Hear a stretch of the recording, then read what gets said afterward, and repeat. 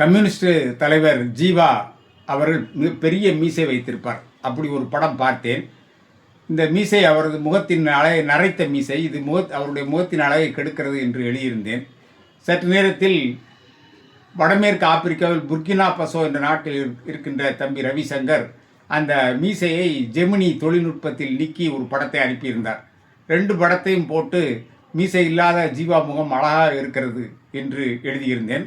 அது காலையிலிருந்து கிட்டத்தட்ட 7000 பேர் இதுவரை பார்த்து விட்டார்கள். பலர் நன்றாக இருக்கிறது என்கிறார், சிலர் நன்றாக இல்லை என்கிறார்கள். தாடி மீசை என்பது மனநல பாதிப்பின் அடையாளம்தான். அது தேவையற்ற ஒன்று. சரி, அதை விடுவோம்.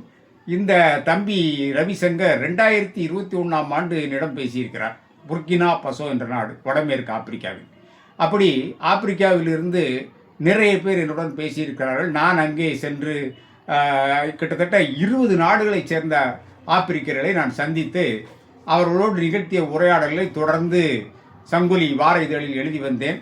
அது கிட்டத்தட்ட 350 பக்கங்கள் கொண்ட புத்தகமாக பழனியப்பா பிரதர்ஸ் வெளியிட்டிருக்கிறது.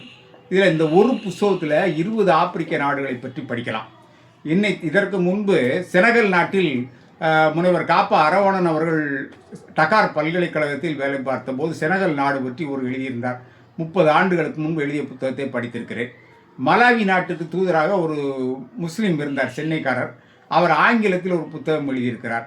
அதேபோல் தெற்காப்பிரிக்காவை பற்றி பலர் கட்டுரைகள் எழுதியிருக்கிறார். அவர்கள் புத்தகமாக யாரும் எழுதவில்லை.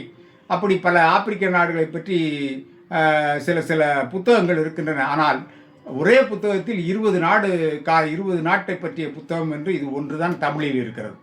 அந்த 20 நாட்டு சென்னையில் எங்கேயாவது ஆப்பிரிக்க மாணவர்களை லயோலா கல்வி முன்னால் யாராவது நின்று கொண்டால் அவரை நைஸாக பேசி என் வண்டியில் ஏற்றி உட்கார வைத்து கொண்டு அலுவலகத்திற்கு அழைத்து கொண்டு போய்விடுவேன்.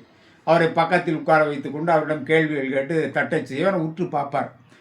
நல்ல பிரியாணியெல்லாம் மத்தியானம் வாங்கி கொடுத்து என் வீட்டுக்கெல்லாம் அழைத்து சென்று அவர்களை சிறப்பு செய்திருக்கிறேன். இப்படி இந்த படத்தில் இருப்பவர்கள் அந்த கானா நாட்டு பேராசிரியர்கள். இவர்கள் எஸ்ஆர்எம் பல்கலைக்கழகத்தில் ஒரு மாடி முழுவதும் அவர்களுக்கு ஒதுக்கி இருக்கிறார்கள். பல நாட்டு மாணவர்கள் வந்து படிக்கிறார்கள்.